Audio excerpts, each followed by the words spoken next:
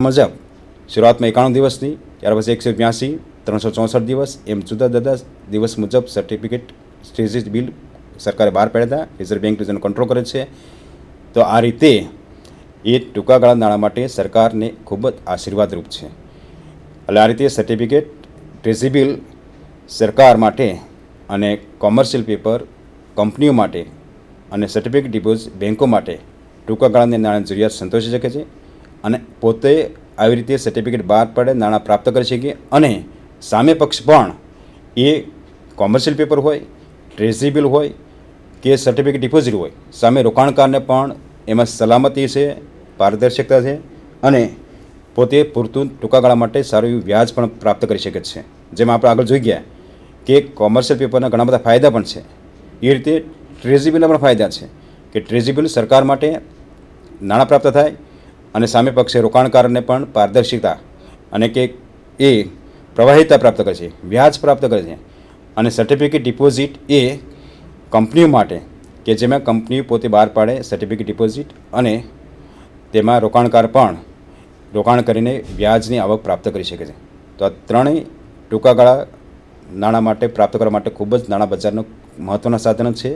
ફક્ત પ્રાઇવેટ સંસ્થા માટે નહીં, કંપનીઓ માટે નહીં, બેન્કો માટે નહીં, પણ સરકાર હોય કે વ્યક્તિ હોય, ખેડૂત હોય કે ઔદ્યોગિક સંસ્થા હોય, દરેકને ટૂંકા ગાળાની નાણાં જરૂરિયાત ખૂબ જ મહત્ત્વની પડતી હોય છે. એટલે નાણાં બજાર એ આ ટૂંકા ગાળાના સાધનો દ્વારા એ દરેકની પોતાની નાણાંની જરૂરિયાત સંતોષી શકે છે. એટલે નાણાં બજાર માટે સામે બંને સાઈડ, સામે પક્ષે પણ ઘણીવાર બેન્કો પાસે આપણે જોઈએ કે ઘણીવાર એક્સેસ રૂપિયા પડેલા હોય ટૂંકા સમય માટે, 2 દિવસ માટે, 5 દિવસ માટે કે 15 દિવસ માટે, તો એ બેન્કો પણ કે નાણાકીય સંસ્થાઓ પણ આવા ત્રણેય પ્રકારના બિલોમાં, ત્રણેય પ્રકારમાં રોકાણ કરીને તે પોતે વ્યાજની આવક પ્રાપ્ત કરી શકે કે જેને કારણે પોતાના એક્સેસ રૂપિયા એ વ્યાજ વિના પડ્યા ના રહી. અને સામે સાઈડ આપણે જોઈએ કે જેને જરૂરિયાત છે એને ટૂંકા ગાળા માટે ઘણીવાર ખાસ સરકારને આપણે જોઈએ કે ટૂંકા સમય માટે 2 દિવસ 3 દિવસ માટે પોતાના ઘણા બિલ પાસ કરવા માટે પણ રૂપિયાની જરૂરિયાત પડતી હોય, તો તેઓ પણ પોતે આ ટૂંકા સમય માટે આ રોકાણકારો પાસેથી રૂપિયા પ્રાપ્ત કરી શકે છે. અને આમ બંને સાઈડ એકબીજાની જરૂરિયાત સંતોષે છે. પહેલાંને વ્યાજની આવક થાય, સલામતી પણ ખરી.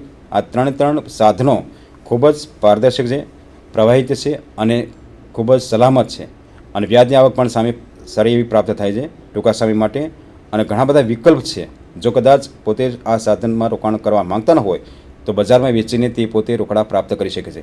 આ રીતે ત્રણ સાધનો રોકાણકારો માટે અને સામે લાવનાર રોકાણ બહાર પાડનાર માટે દરેક માટે ખૂબ જ મહત્ત્વના ફાયદારૂપ બને છે.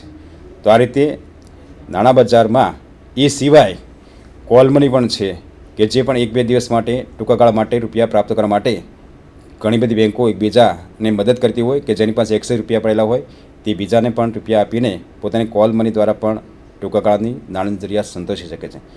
તો આપણે જે કે કોમર્શિયલ પેપરમાં જે વ્યાજનો દર નક્કી થાય છે તેમાં વ્યાજમાં દર અગાઉથી નક્કી હોવાથી દરેક રોકાણકાર પોતે રોકાણ કરવું કે નહીં એમ અગાઉથી ફાયદો થાય છે. એટલા માટે કોમર્શિયલ પેપરમાં આપણે અગાઉ જોયું કે વટાવથી બહાર પાડવામાં આવે, મૂળ કિંમત પરત કરવામાં આવે, અથવા વ્યાજ સાથે જો રકમ વ્યાજથી બહાર પાડવામાં એવું તો મૂળ કિંમતે બહાર પાડવામાં આવે અને વ્યાજ સાથે રકમ પાડવામાં આવે. ધારો કે આપણે 100 રૂપિયાનું કોમર્શિયલ પેપર હોય તો 105 પરત કરવાનું હોય તો અગાઉથી રોકાણકારને ખ્યાલ આવે છે કેટલા દિવસ જો રોકાણ કરશે તો 100 રૂપિયાનું રોકાણ એને 105માં વળતર મળશે, 5 રૂપિયા વળતર મળશે. અને કોમર્શિયલ પેપર હોય કે ટ્રેઝરી બિલ હોય કે સર્ટિફિકેટ હોય, ડિપોઝિટ હોય, દરેકને વ્યાજની આવક પ્રાપ્ત કરવા માટે ખૂબ જ મહત્ત્વનો ભાગ ભજવે છે. તો આ રીતે ટૂંકા ગાળા માટે ટૂંકા ગાળાના સાધનો નાણાં બજારમાં ખૂબ જ અગત્યની ભાગ ભજવે છે.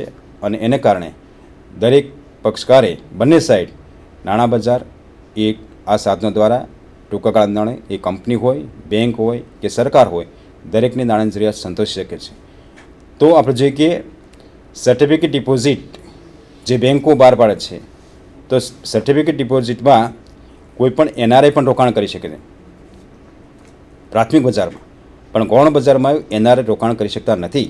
જ્યારે કે આપણે એકવાર વેચાય ફરીવાર વેચાણ ક્યારે એનઆરઆઈ એમાં રોકાણ કરી ના શકે.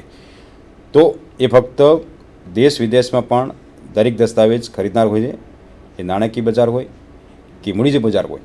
તો મૂડી બજાર આપણે જે કે લાંબા ગાળા માટે છે, પણ નાણાં બજાર એ ટૂંકા ગાળા માટે, મૂડી બજાર માટે લોંગ ટર્મ માટે કે જેમાં ઘણા બધા મહત્ત્વના બીજા ઘણા બધા સાધનો આવે છે, પણ આપણે આજે નાણાં બજાર માટે જ આપણે આ 3 સાધનોનો ચર્ચા કરી છે કે ભાઈ ટ્રેઝરી કોમર્શિયલ પેપર અને સર્ટિફિકેટ ડિપોઝિટ. બેંક હોય, કંપની હોય કે સરકાર હોય, એ ત્રણની ટૂંકા ગાળાની નાણાં જરૂરિયાત સંતોષવા માટે આ 3 સાધનો ખૂબ જ અગત્યનો ભાગ ભજવે છે. અને અગત્યતાને કારણે એમાં રોકાણકારો પણ વિશ્વાસ મૂકે છે, સલામતી અનુભવે છે, અને વિશ્વાસને કારણે તે પોતે પણ સારું એવું એમાંથી વ્યાજની આવક પ્રાપ્ત કરી શકે છે. તો આ રીતે અમારા મિત્રો અમે ત્રણેય કે ભાઈ મની માર્કેટ એટલે કે નાણાં બજાર અને મૂડી બજાર, જેમ કે તમે એનો મિનિંગ, વ્યાખ્યા, એના કાર્યો કે અને એના સાધનો, તો આપણે જે કે નાણાં બજારના સાધનો વિશે આપણે ઘણી બધી ચર્ચા કરી. તો એ માટે જ કોઈનું કંઈ ક્વેરી હોય તો આ માટે અમે અંદર ચર્ચા કરી છે, અંદર વાર્તાલાપ કરીએ છીએ. તો નાણાં બજાર એક કેવું મહત્ત્વનો ભાગ ભજવે છે દેશના અર્થતંત્ર પર. મિત્રો, આ જે આપણે નાણાં બજાર અને મૂડી બજાર વિશેની જે કંઈ અર્થ જે મેં વાત કરી, અમિતાબેને જે વાત કરી કે એના કાર્યો વિશેની, કે દેવાણી સાહેબે નાણાં બજારના કાર્યો વિશેની સાધનો વિશેની વાત કરી, એમાં આપને જે કોઈ વાત બરાબર એ ન ખ્યાલ આવ્યો હોય કે એના વિશેની કોઈ પણ ક્વેરી હોય તો આપ પૂછી શકો છો અત્યારે.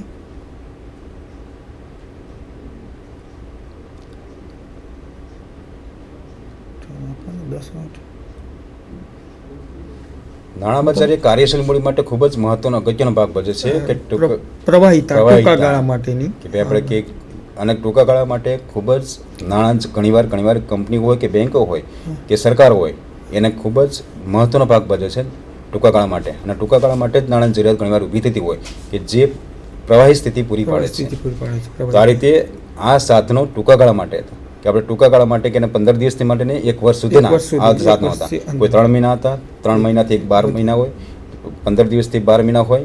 એટલે આમ ટૂંકા ગાળા માટે આ 3 સાધનો એ સરકારને પણ, કંપનીઓને અને બેંકોને આ ખૂબ જ મહત્વના નાણાં ટૂંકા ગાળા માટે જરૂર પડે છે. અને લોંગ ટર્મ માટે શેર કે ડિવેન્ચર કે લોંગ ટર્મની લોન લઈ શકે, પણ આ ટૂંકા ગાળા માટે એક પોતાની કાર્યશીલ મૂડી વારે બેંકોને ખાસ કે રોજ કાર્યશીલ મૂડીની જરૂર પડતી હોય કે ક્યારેક કોઈ પણ ક્યારેક વધારે ભરવાની ચૂકવણી થતા હોય, એક બીજી બેંકો પણ આ રીતે સર્ટિફિકેટ ડિપોઝિટ ખરીદીને પોતાની જરૂરિયાત સંતોષી શકે છે.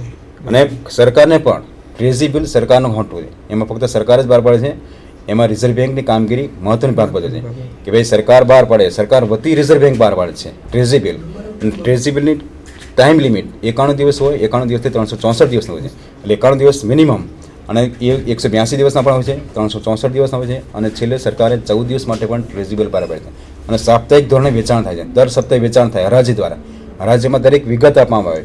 સરકાર ટ્રેઝરી બિલની હરાજી કરે છે દર સપ્તાહે, દર અઠવાડિયે, પખવાડિયે. અને એ સપ્તાહમાં એ સરકાર દરેક વિગત આપે કે હરાજીની કિંમત શું છે, હરાજીની તારીખ કઈ રહી છે, હરાજીની ડિલિવરી તારીખ પૂરી ક્યારે થશે, કે જેના કારણે એમાં ખરીદનાર પણ એ વર્ષની અગાઉથી માહિતી પ્રાપ્ત કરી શકે છે. અને એના કારણે એ પોતે જ્યારે એક બિલ ખરીદવા કે કેમ તેનો નક્કી કરી શકે છે. અને એનો આધાર એને કેટલું વળતર મળશે તેના આધારે હરાજીની કિંમત નક્કી થાય છે કે ભાઈ આવતા વર્ષ દરમિયાન એ સમય દરમિયાન આપણું વળતર કેટલું મળશે એ અગાઉથી એ હરાજી દ્વારા જાણી શકે છે. તો કોમર્શિયલ પેપર પણ રોકાણકારને ખૂબ જ મહત્વનું છે, કંપની બહાર પાડે છે. તો કંપની આપણે જે કોમર્શિયલ પેપર એ રોકાણકાર માટે ખૂબ જ મહત્વનું છે, કારણ કે કોમર્શિયલ પેપર રોકાણકારને અગાઉથી માહિતી મળે છે કે પોતેને કેટલું વળતર મળશે.